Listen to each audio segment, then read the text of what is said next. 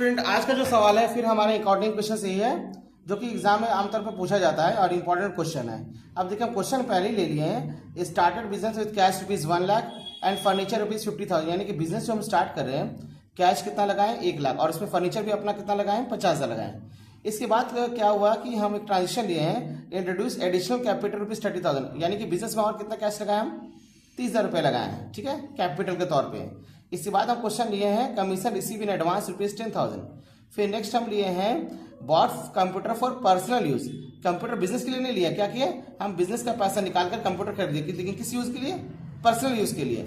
और फिर जो हमारे पास जो फर्नीचर है इससे कितना वैल्यू कम हो गया 5,000। अब इसको किस तरह से क्वेश्चन बनाएंगे अकाउंटिंग क्वेश्चन में वो हम लोग देखते हैं, ठीक है। Accounting equation, serial number, transaction, assets और लायबिलिटी प्लस कैपिटल। ये तो फॉर्मेट आप लोगों को पता ही है, सीरियल नंबर, ट्रांजैक्शन, एसेट्स और लायबिलिटी प्लस कैपिटल। हमारा जो पहला ट्रांजैक्शन है स्टार्टेड बिजनेस विथ, इसी को ले देंगे started business with cash and furniture. तो हमारा एक अकाउंट बनेगा, एक कैश का बनेगा, और एक फर्नीचर का बनेगा। तो कैश और फर्नीचर दोनों हमारे क्या है, एसेट से कैश का बनेगा और एक फर्नीचर का बनेगा।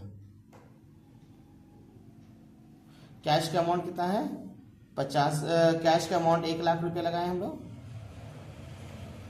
फर्नीचर कितना लगाए हम लोग 50,000, और ये दोनों बनके क्या बन जाएगा हमारा कैपिटल बन जाएगा 1,50,000 हो गया, 150 हो गया। कैश बिजनेस में कैश कितना लगाए 1,00,000 और फर्नीचर लगाए 50,000, दोनों जोड़ के क्या बन गया हमारा कैपिटल बन गया।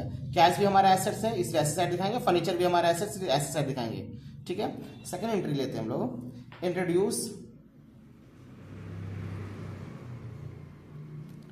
Additional capital.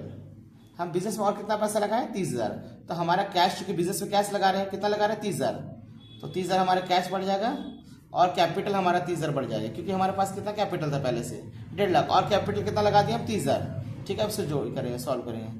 यहाँ दो इक्वेशन के बाद बोले थे स्टूडेंट कि आप लोग को टोटल करना पड़ता था। 1,00,000 का कैश था और 30,000 और कैश लगाए बिजनेस में, तो मेरे पास कैश टोटल हो गया 1,30,000 प्लस 50,000, अब यहाँ पे जोड़ के हो गया 81। इक्वेशन चेक कर लें, 1,30,000 प्लस 50 1,80,000 हो गया, यहाँ भी 1,80,000 हो गया। थर्ड एंट्री हमारा है commission receive in advance. Commission receive in advance, हमको कमीशन मिल रहा है, कितना एडवांस मिल रहा है 10,000 रुपये मिल रहा है। तो ये कमीशन किसका बनेगा, एक कैश का बनेगा और एडवांस कमीशन का बनेगा। एक कैश का बनेगा और एक एडवांस कमीशन का बनेगा। तो हमारे पास कमीशन रिसीव करे कैश में, तो कैश हमारे पास आ रहा है, तो कैश तो हमारा ऑलरेडी बना हुआ, कितना कैश आ रहा है 10,000 रुपया। चूंकि ये हमारा जो इनकम है, लेकिन अभी क्या हुआ है, इनकम मेरा एडवांस से मिला है हमको, कमीशन रिसीव इन एडवांस, यानी पैसा क्या मिला हमको एडवांस से मिला है, यानी अब इसका काम किए नहीं, हमको एडवांस से पैसा मिल गया। तो एडवांस कमीशन क्या हो जाता है हमारा लायबिलिटी होता है, क्योंकि हमको इसका काम करना पड़ेगा। एडवांस कमीशन कितना हमको एडवांस मिला कमीशन में 10,000 रुपया। अब इसको हम लोग फिर करेंगे, यहाँ 0 लगा दे, अब टोटल करेंगे फिर से new equation. 1,30,000 plus 10,000 1,40, 50,000, 10,000 plus 81। Equation check कर लेते हैं, 1,40 50 1,90,000, यहाँ भी 1,90 हो जाएगा। तो चौथा एंट्री हमारा है bought computer for personal use. याद रखिएगा पर्सनल यूज, यानी कि हम बिजनेस के लिए कंप्यूटर नहीं खरीद रहे हैं, यानी दुकान का पैसा निकाल के हम क्या करें कंप्यूटर खरीद रहे हैं, लेकिन पर्सनल यूज यानी घर के लिए खरीद रहे हैं ना, अपना व्यक्तिगत कुछ भी काम होगा उसके लिए हम लोग खरीद रहे हैं। तो बिजनेस का पैसा निकाल के हम लोग क्या करें कंप्यूटर खरीद, लेकिन पर्सनल यूज व्यक्तिगत यूज के लिए खरीद रहे हैं, ठीक है। तो यहाँ पे हमारा जो है ये क्या कहलाएगा ड्राइंग कहलाएगा।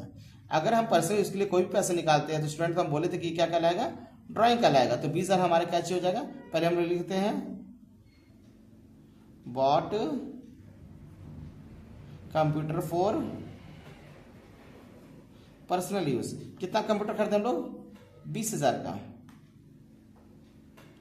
ठीक है, तो हमारा ये ड्राइंग हो जाएगा। 20,000 हमारा कैपिटल कट जाएगा क्योंकि बिजनेस का पैसा निकाल के हम कंप्यूटर खरीदे हैं, और चूंकि हमारा क्या है, कैश निकाल के खरीदे ना, कैश हमारा माइनस हो जाएगा।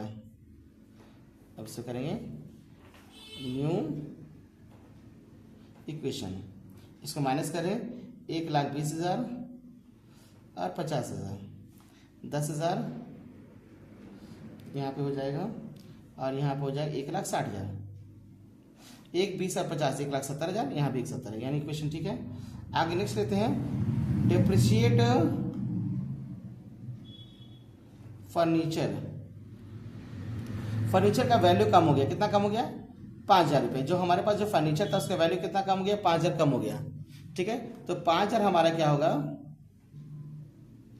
माइनस कर देंगे। ठीक है, क्योंकि इसका वैल्यू डिप्रिशिएट कर गया, जो हमारा वैल्यू था 50 में 5,000 वैल्यू कम हो गया। और क्या करेंगे फिर इसको 5,000 हमारा कैपिटल में माइनस हो जाए, क्योंकि ये नॉमिनल अकाउंट है। जो डिप्रिसिएशन होता है वो क्या कहलाता है? नॉमिनल अकाउंट होता है। और नॉमिनल अकाउंट का हम बताए थे कि क्या होता है, कैपिटल से वो माइनस हो जाता है अगर एक्सपेंस है तो डिप्रिसिएशन हमारा नॉमिनल अकाउंट है। नॉमिनल अकाउंट में क्या एक्सपेंस है, एक्सपेंस होने पे क्या करते हैं, कैपिटल से इसको माइनस कर देते हैं। और हमारा जो फर्नीचर उसका वैल्यू कितना कम हो गया? 5,000 कम हो गया। अब इसको हम लोग क्या करेंगे, टोटल कर देंगे। 1, 20, 45,000, 10,000 और 1,55,000। चेक कर लेते हैं, 55, 10, 1 65 हो गया, और यहाँ भी हमारा 1 65 हो गया। ठीक है।